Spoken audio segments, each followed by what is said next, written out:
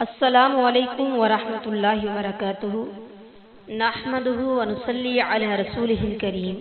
اما بعد فاعوذ باللہ السمیع العلیم من الشیطان الرجیم ربی شرح لی صدری ویسر لی امری واحلل عقدۃ من لسانی یفقہوا قولی۔ آج کے سبق کا آغاز ہم سورۃ النساء کی آیت نمبر 117 سے کرتے ہیں۔ اعوذ باللہ من الشیطان الرجیم، بسم اللہ الرحمن الرحیم۔ ان یدعون، وہ نہیں پکارتے، من دونہ، اس کے سوا، الا اناثا، مگر عورتیں، وان یدعون، اور نہیں پکارتے ہیں وہ، الا مگر، شیطانا مریدا، شیطان سرکش کو۔ وہ اس کے سوا نہیں پکارتے مگر مؤنثوں کو، اور نہیں پکارتے مگر سرکش شیطان کو۔ اناثاً یہ انثی کی جمع ہے، یعنی مؤنث۔ ان سے مراد یا تو بدھ ہیں جن کے اکثر نام لات، منات، عزا وغیرہ مؤنث تھے۔ یونانیوں اور ہندوؤں نے بھی عبادت کے لیے دیویاں بنا رکھی ہیں۔ مسلمانوں نے ان کی دیکھا دیکھی ایسی ہستیوں میں ایسے اوصاف مشہور کر رکھے ہیں جیسے وہ نعوذ باللہ اللہ تعالیٰ کی محبوبائیں ہوں، بلکہ ان کے خیال میں جو بھی پہنچ چکے ہیں وہ اپنی وضاقتہ بھی عورتوں والی بنا کر رکھتے ہیں، وہی چوڑیاں، وہی زیور وغیرہ۔ اناثاً سے مراد فرشتے بھی ہیں، کیونکہ مشرکین فرشتوں کو اللہ کی بیٹیاں اور ان کی مائیں جنوں کی سرداریوں کو مانتے تھے۔ ان یدعون، اس آیت میں اللہ تعالیٰ نے شرک کی وضاحت اللہ کے سوا کسی دوسرے کو پکارنے کے ساتھ کی ہے، کیونکہ عبادت میں اصل ہے ہی پکارنا، جیسا کہ رسول اللہ صلی اللہ علیہ وسلم نے فرمایا الدعاء هو العبادہ، کہ پکارنا ہی تو عبادت ہے۔ ترمذی الدعوات باب ما جاء فی فضل الدعاء، حدیث نمبر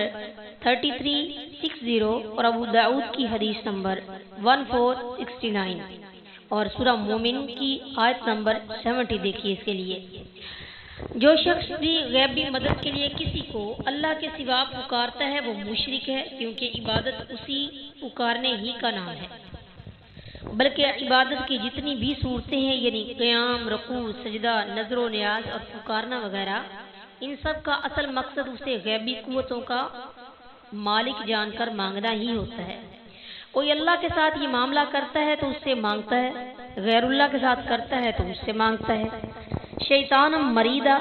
بتوں، فرشتوں، دیوی دیوتاؤں اور دوسری ہستیوں کی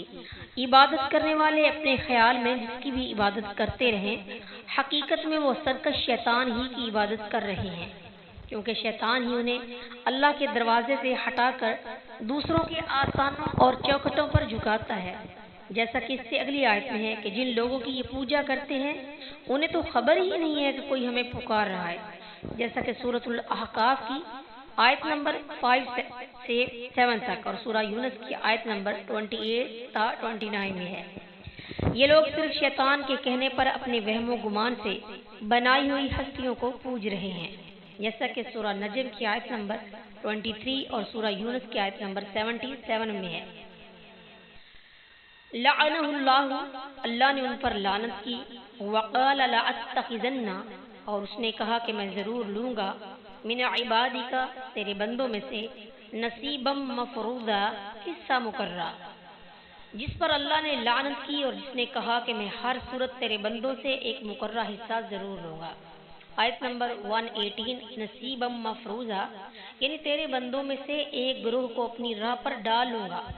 یہ شیطان اللہ تعالیٰ سے کہہ رہا ہے، وہ اپنے مال میں میرا حصہ مقرر کر رکھیں گے، جیسے بتوں اور قبروں کے نام کی نذر و نیاز نکالی جاتی ہے۔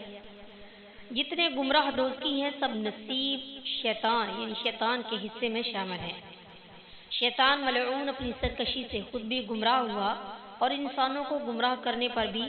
ایسی کمر باندھی کہ نہ دشمنی چھپاتا ہے اور نہ دشمنی سے باز آتا ہے۔ وَلَأُضِلَّنَّهُمْ، اور انہیں ضرور بہکاؤں گا، وَلَأُمَنِّيَنَّهُمْ، اور انہیں ضرور امیدیں دلاؤں گا، وَلَآمُرَنَّهُمْ، اور انہیں سکھاؤں گا،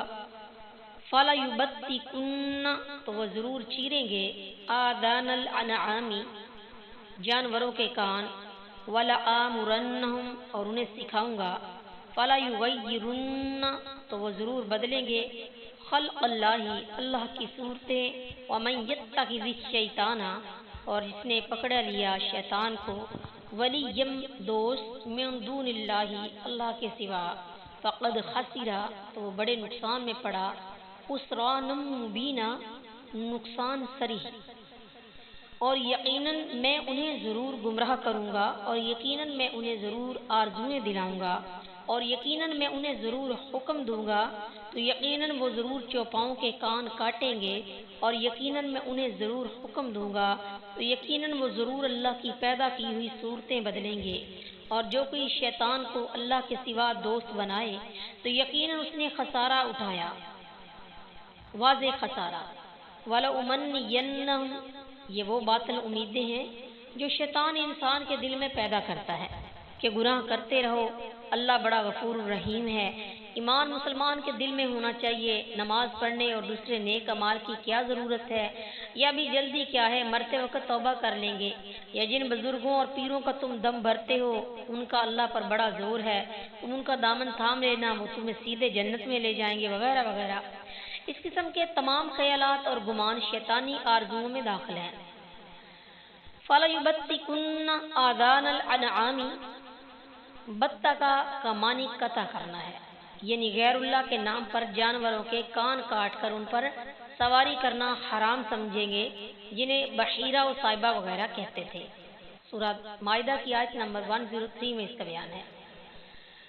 فَلَيُغَيِّرَنَّ خَلْقَ اللَّهِ یعنی اللہ تعالیٰ نے جو چیزیں پیدا کی ہیں ان کی شکل و صورت تبدیل کریں گے اور ان کے حلال و حرام ہونے کے احکام بھی بدل دیں گے اس میں رہبانیت دنیا میں اپنی ذمہ داریوں سے فرار اختیار کر کے جنگل میں جا رہنا قوم لوط کا عمل مردوں کا خصی ہو کر ہجڑا بن جانا عورتوں کو بانجھ بنانا برتھ کنٹرول کے نام پر مردوں کی نس بندی اور عورتوں کے آپریشن کر کے بچے پیدا ہونے میں رکاوٹیں ڈالنا عورتوں کو گھروں سے نکال کر ان کے فطری فرائض سے سبکدوش کر کے مردوں کی صف میں کھڑا کر دینا عورتوں کو مملکت کی سربراہ بنا دینا خوبصورتی کے لیے ابروؤں کے بال اکھاڑنا جلد میں نیل وغیرہ بھر کر نقش و نگار بنانا دانت باریک کروانا سر پر مصنوعی بال لگوانا مردوں کا داڑھی منڈوانا عورتوں کا لباس کم از کم کر کے انہیں ننگا کرنے کی کوشش کرنا یہ سب شیطانی کام ہے اور اللہ تعالیٰ کی لعنت کا موجب ہے حضرت عبداللہ بن مسعود رضی اللہ تعالیٰ عنہ نے فرمایا کہ اللہ تعالیٰ نے لعنت کی گودنے والیوں اور گدوانے والیوں پر جلد میں نیل یا سرما بھر کر نقش بنوانے والیوں پر اور چہرے کے بال صاف کرنے والیوں اور کروانے والیوں پر حسن کے لیے دانتوں میں فاصلہ کروانے والیوں پر جو اللہ عز و جل کی خلق یعنی پیدائش کو بدلتی ہیں پھر فرمایا میں اس پر لعنت کیوں نہ کروں جس پر اللہ کے رسول صلی اللہ علیہ وسلم نے لعنت کی اور وہ اللہ تعالیٰ کی کتاب میں بھی ہے اور یہ آیت پڑھی وما اتاکم الرسول فخذوه وما نهاکم عنہ فانتہوا سورہ حشر آیت نمبر 6 جو کچھ تمہیں رسول دے وہ لے لو اور جس سے منع کر دے اس سے باز آ جاؤ بخاری التفسیر باب وما اتاکم الرسول فخذوه حدیث نمبر 4887 یعدہم وہ ان کو وعدہ دیتا ہے ویمنیہم اور انہیں امید دلاتا ہے وما یعدہم الشیطان اور نہیں ہے وعدے شیطان کے الا غرورا مگر صرف فریب کے وہ انہیں وعدے دیتا ہے اور انہیں آرزویں دلاتا ہے اور شیطان انہیں دھوکے کے سوا کچھ وعدہ نہیں دیتا ابلیس کے پاس جھوٹے وعدوں غلط آرزوؤں اور وسوسوں کے سوا کچھ نہیں حالانکہ اس کے سب وعدے جھوٹے اور سراسر دھوکہ ہیں بظاہر خوشنما اندر سے مہلک ہیں جیسا کہ سورہ فاتح کی آیت نمبر 5-7 میں اور سورہ ابراہیم کی آیت نمبر 23 میں ہے اور ظاہر ہے کہ اپنے دشمن کو پہچانتے ہوئے پھر اس کے وعدوں پر اعتبار اور غلط آرزوؤں کو سچ سمجھنے کا نتیجہ جہنم کے سوا کیا ہو سکتا ہے وما علینا الا البلاغ